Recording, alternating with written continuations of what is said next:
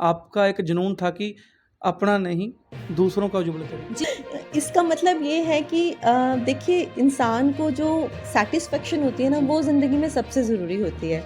किसी को सैटिस्फैक्शन लाखों की नौकरी से मिलती है, किसी को उस काम से मिलती है जो वो एक्चुअली करना चाहता जी। है। तो जो खुशी मुझे ये प्राप्त हो रही है ये करके, वो मुझे और किसी चीज़ से तो मिल ही नहीं सकती थी। जैसे मैम बरनाला से पहले ही बहुत सी बेटी हैं जिन्होंने नाम चमकाया, चाहे वो सिविल की हो, आज यूपीएससी की परीक्षा हो या जजेस की हो। तो जैसे आप बरनाला की बेटी हो और आपने बरनाला का नाम बरनाला में नहीं, पंजाब में नहीं, पूरे देश में रोशन किया और पंजाब की आप इकलौती youngest woman director of the year का अवार्ड मिला है। बीबीएन नेटवर्क पंजाब देख रहे सभी दर्शकों का स्वागत है। तो दोस्तों, आज हम पहुंचे हैं उस शख्सियत के पास जिन्होंने बरनाला की नहीं और पंजाब का ही नहीं, पूरे देश का नाम रोशन किया है और नारी सशक्तिकरण में बरनाला की बेटी पूरे पंजाब में अव्वल आए हैं और उनको youngest women director of the year का अवार्ड मिला है। तो आज हम उनसे रूबरू होने के लिए पहुंचे हैं, क्योंकि जिन्होंने बरनाला पंजाब का नाम पूरे देश में रोशन किया है, और आज उनसे जानेंगे कि जो उनको ये अवार्ड मिला है इसकी प्राप्ति का कारण क्या है।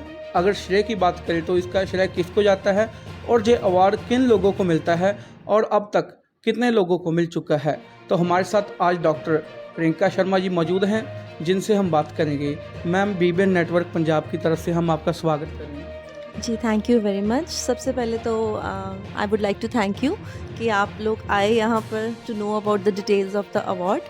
और I have been awarded as the youngest women director of the year. ये अवार्ड एक एशियन फोरम है, so this is not only on a national level, this is actually an international level. तो फोरम का नाम है women leaders forum, Asian women leaders forum. तो इसमें क्या करते हैं कि जितनी भी लेडीज़ हैं all over Asia who are working in the field of education और entrepreneurship, उनको रिकग्नाइज़ किया जाता है। जो एंटरप्रेन्योरशिप में आकर सोसाइटी के लिए कुछ अलग कर रही हैं या जो एजुकेशन फील्ड में आकर सोसाइटी के लिए कुछ अलग कर रही हैं, उन्हें रिकग्नाइज़ किया जाता है। तो आई एम वेरी थैंकफुल कि उन्होंने मुझे इस लायक समझा, और the credit obviously goes to my Karam Bhoomi Doon centre of excellence, जिसकी मैं डायरेक्टर हूँ। ये इंस्टीट्यूट हमने लास्ट ईयर स्टार्ट किया था बरनाला में, और बहुत गर्व की बात है कि 1 साल के अंदर ही ये इतना पॉपुलर हो गया कि इसने अपना नाम बनाया और मुझे भी इतना बड़ा नाम दिलाया। जैसे मैम बरनाला से पहले ही बहुत सी बेटी हैं जिन्होंने नाम चमकाया, चाहे वो सिविल की हो, आज यूपीएससी की परीक्षा हो या जजेस की हो। तो जैसे आप बरनाला की बेटी हो और आपने बरनाला का नाम बरनाला में नहीं, पंजाब में नहीं, पूरे देश में रोशन किया और पंजाब की आप इकलौती youngest women director of the year का अवार्ड मिला है। तो दर्शकों को बताएं कि इस अवार्ड को क्यों दिया गया, और अगर दिया गया तो इसको देने के लिए क्या क्या प्रोसेस वहाँ पे किया गया। क्योंकि जब भी होता है ना, जैसे कोई अचीवमेंट होती है, खबर लग जाती है, चर्चा हो जाती है और वहाँ पे ख़त्म हो जाता है, लेकिन उसके पीछे का स्ट्रगल क्या था, रीज़न क्या था, वो पीछे ही रह जाता है। तो आप पहले दर्शकों को बताएं कि ये अवार्ड इस कारण मिला और हमने इसके लिए ये एफर्ट्स किए। देखिए, कोई भी अवार्ड जो होता है ना, उसको मैं कहती हूँ वो एक बाय प्रोडक्ट होता है। आप कर्म करते जाइए, अवार्ड्स तो अपने आप आते जाते हैं। तो जब मैंने Doon institute last year start किया तो मेरे दिमाग में सिर्फ इतना था कि बरनाला में मैं 16 साल से रह रही थी और मैं इस सिटी के लिए कुछ करना चाहती थी, कुछ ऐसा जो यहाँ पर अभी तक नहीं था। तो basically I am a professor, मैं एक बॉटनिस्ट और एक एजुकेशनिस्ट हूँ। अब मैं चाहती थी कि जो रूटीन में कॉलेज टीचिंग है उससे हटकर कुछ करूं। यहाँ रहते हुए मैंने रियलाइज़ करा कि हमारे जो बच्चे हैं, अधिकतर बच्चों को यही नहीं पता कि उनको ज़िंदगी में करना क्या है। 10 बच्चे मेडिकल ले रहे हैं तो हम भी मेडिकल ले लेते हैं, नॉन मेडिकल ले रहे हैं चलो हम भी ले लेते हैं। उसके बाद जो सबसे बड़ी एक रैट रेस है, जैसे ही 10th क्लास होती है चलो चंडीगढ़। क्यों? क्योंकि हमें लगता है कि वो सब हमें बरनाला में नहीं मिल रहा जिसके ज़रिए हम कंपटीशन टेस्ट क्लियर कर सकें। तो मेरा मोटिव ये था कि हमारे बच्चों को बरनाला छोड़ के बाहर नहीं जाना पड़े। सबसे बड़ी उपलब्धि मैं ये मानूंगी कि मेरे इंस्टीट्यूट के सभी फैकल्टी मेंबर्स आईआईटीज़ और एनआईटीज़ के हैं, जो शायद इस बेल्ट में और कोई इंस्टीट्यूट नहीं है जिसकी 100% फैकल्टी आईआईटीज़ की हो। अब एक ऐसा कैंडिडेट जिसने खुद आईआईटी का टेस्ट क्लियर करा है, उससे ज़्यादा कौन गाइड कर सकता है कि इस टेस्ट को कैसे क्लियर करना है। तो हमारी सारी ही फैकल्टी नेशनल ट्रेंड है, IITs और NITs के पास आउट्स हैं, और यहाँ पर हम सारे प्रेस्टिजियस टेस्ट की घर रहते हुए बच्चों को कोचिंग कराएंगे और बहुत ही इकोनॉमिकल रेट्स पे कराएंगे। जो खर्चे उनके पेरेंट्स के बाहर जाकर होते हैं और बहुत तरह की तकलीफ़ें होती हैं, उन सभी से उनको दूर रखेंगे। तो जैसे मैम अगर हम शुरुआत की बात करें, करियर की शुरुआत कैसे की आपने, कैसे कैसे आपने एजुकेशन ली, और जैसे इतनी एजुकेशन ली आप जॉब भी कर सकते थे, शायद आपने पहले की भी होगी, तो उस सफ़र का भी थोड़ा हमें बताएं। जी, बेसिकली मैं, जैसे मैंने पहले बताया, मैं एक बॉटनिस्ट हूँ, MSc honours in botany with specialisation in biotechnology. UGC मेरा क्लियर है, B.Ed M.Ed, उसके बाद मैंने masters in journalism and mass communication भी करा हुआ है, मैंने इंग्लिश की मास्टर्स भी करी हुई है और डॉक्टरेट भी कर रखी है with specialisation in adolescent psychology. अब ये तो चलो एक डिग्रीज़ हैं जो हमने हासिल करी। जी, मैं एक प्रोफ़ेसर की तरह काम कर रही थी, पर जैसे मैंने आपको बताया कि मैं चाहती थी कि मैं कुछ ऐसा करूं जिससे जो समाज जो मुझे इतना कुछ दे रहा है उसके लिए मैं कुछ कर सकूं। और यहाँ जो चीज़ मुझे सबसे कम लगी, जिस चीज़ की मुझे कमी लगी, जो युवा है हमारे देश का, जो बच्चे हैं, वही हमारे देश के फ्यूचर हैं। इनको सही दिशा मिली, मतलब आपने आगे आने वाले कितने साल संवार दिए।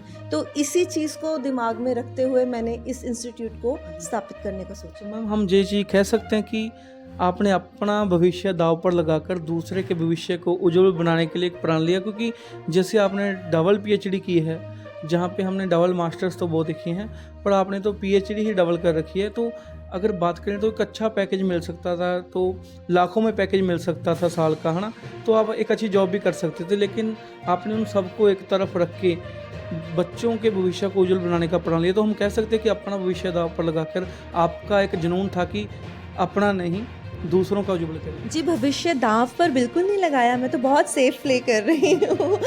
इसका मतलब ये है कि देखिए, इंसान को जो सैटिस्फैक्शन होती है ना, वो ज़िंदगी में सबसे ज़रूरी होती है। किसी को सैटिस्फैक्शन लाखों की नौकरी से मिलती है, किसी को उस काम से मिलती है जो वो एक्चुअली करना चाहता है। तो जो खुशी मुझे ये प्राप्त हो रही है ये करके, वो मुझे और किसी चीज़ से तो मिल ही नहीं सकती थी। जैसे मैम इस अवार्ड को अब तक भारत देश की बात करें तो 80 महिलाओं को मिला है, जिसमें से पंजाब की आप अकेली महिला हो, तो कैसा लग रहा है? और दूसरी जो और भी आपके जैसे नारी सशक्तिकरण की तरफ बढ़ रही हैं, उनको क्या प्रेरणा देना चाहते हैं? बहुत बहुत अच्छा लग रहा है कि to be recognised at a national event itself आपको बहुत मोटिवेशन देता है। दिल्ली से आते हुए मैं पहले से दुगने जोश के साथ आई हूँ और ज़्यादा एंथुजियाज्म के साथ आई हूँ। बहुत कुछ सीखने को मिला वहाँ जाकर, और मुझे लगता है नारी सशक्तिकरण जैसी कोई बात नहीं होती, नारी पहले बहुत शक्तिशाली है। तो हमें सिर्फ ये जानना है कि हमें और बेहतर अपने आप में कैसे करना है। हमारा समाज आज का बहुत कोऑपरेटिव है।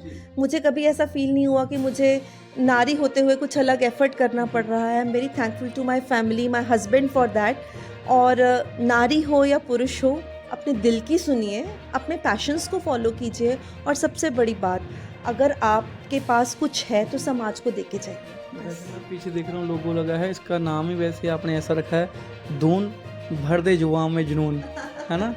तो धून की शुरुआत 1 साल पहले जब हुई, तो शुरुआती सफ़र कैसा था? और आज फर्स्ट एनिवर्सरी है धून की, 1 साल पूरा हो चुका है, और आज कैसा वो सक्सेस रेट चल रहा है? और अगर अचीवमेंट्स की बात करें तो बच्चों की अचीवमेंट्स कहाँ तक पहुँची? जी, जब हमने स्टार्ट किया तो मैं खुद भी क्लूलेस थी, क्योंकि ये एक बहुत अलग कॉन्सेप्ट था। यहाँ पर कंसेप्ट बेस्ड टीचिंग जो है वो उतनी पॉपुलर नहीं थी। हम लोग थोड़ा होमवर्क्स और उन चीज़ों की तरफ ज़्यादा जोर देते थे।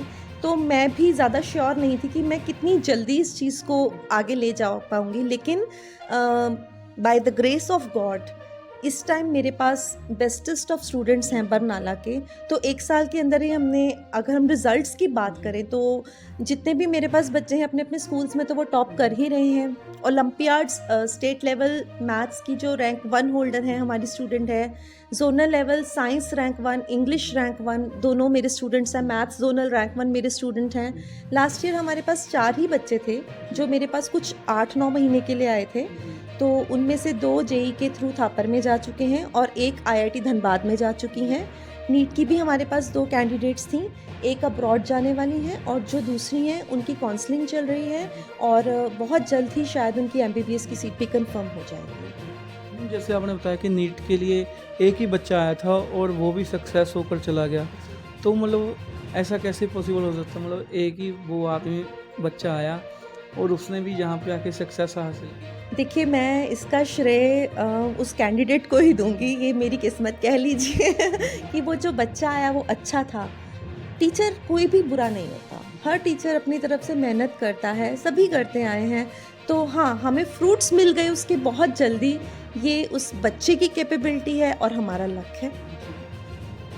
तो दोस्तों, हमने आज डॉक्टर प्रियंका शर्मा से बात की, जो पंजाब में पहले youngest women director of the year बने हैं।